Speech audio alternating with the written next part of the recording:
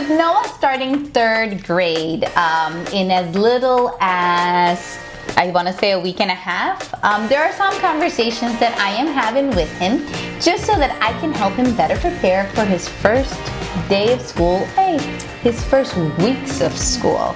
It's an ongoing process. So today we have for you 6 tips to share with your kids before they start school.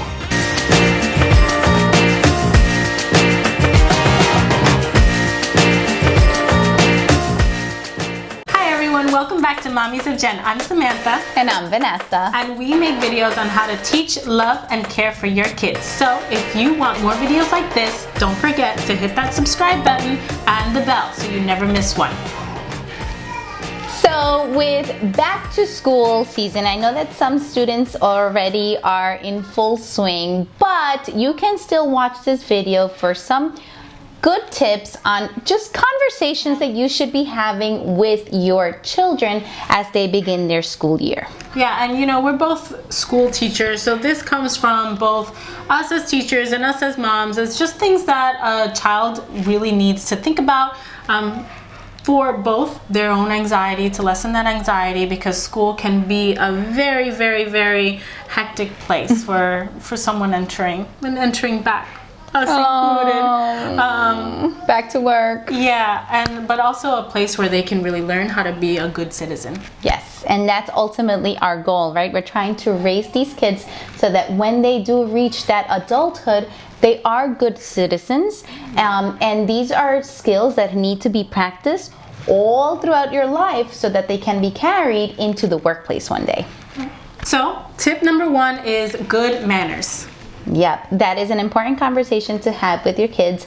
And there's something that we want to make clear, right? Because as classroom teachers, we have learned that manners may look different according to the cultures that are represented in your classroom. And that's the beautiful part, especially of teaching in New York, just the diversity, right? And that manners look different. But there are some just universal manners that every child should have so that when you reach adulthood, you can carry this on into the workplace or just into everyday life.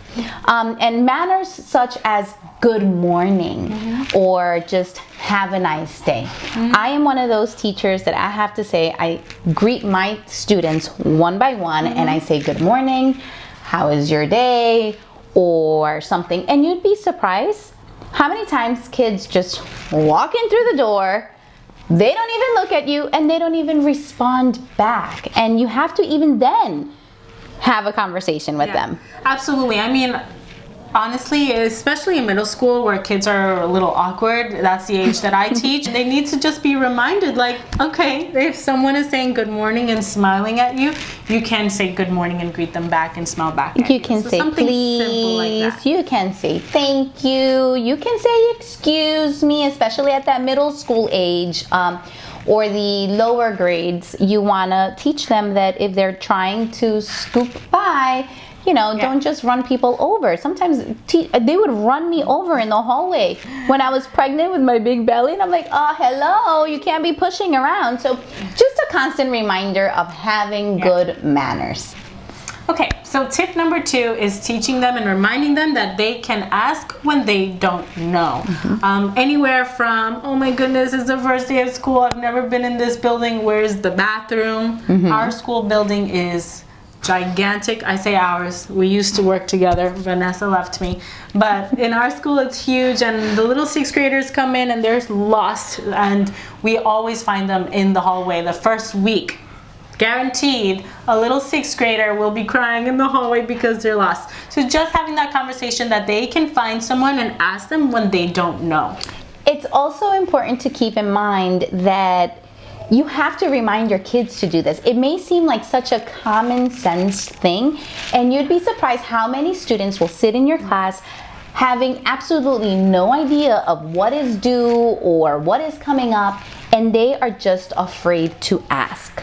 So just reminding your child to ask what they don't know is just good practice so that they can have that in the back of their mind so that they could be like, oh, I can just ask my teacher or ask another adult in the building or maybe even ask my friend. Yeah, and that they know that that's okay. So our third tip would be just to be a good friend. And what does being a friend look like?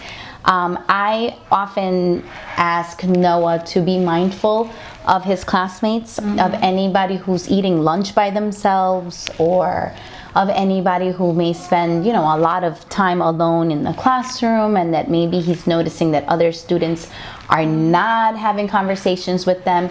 Just what being a good citizen is like, right? If they're eating by themselves, go and sit next to them and offer a conversation, even if it's for 5 minutes, but just to be inclusive. So the next tip is to know the people in your building. It's also important to remember that your school community is really your family. Your child is going to spend a lot of time there, and it's more than the students in the classroom. It's more than their teachers in the classroom. It is everybody that they encounter that entire day, that entire week, the time that they spend in school, the security guards, the lunch aides, the custodians, that every single person that your child encounters is part of their family and is part of their well-being. So make sure to talk to them about valuing those people, showing their gratitude, and just being a friendly child to that person. Yep, and I think one of the most important things to do is to encourage your kids to get to know them by their name. That is so important, and it just really gives everybody in the building a certain value, and it makes them feel appreciated.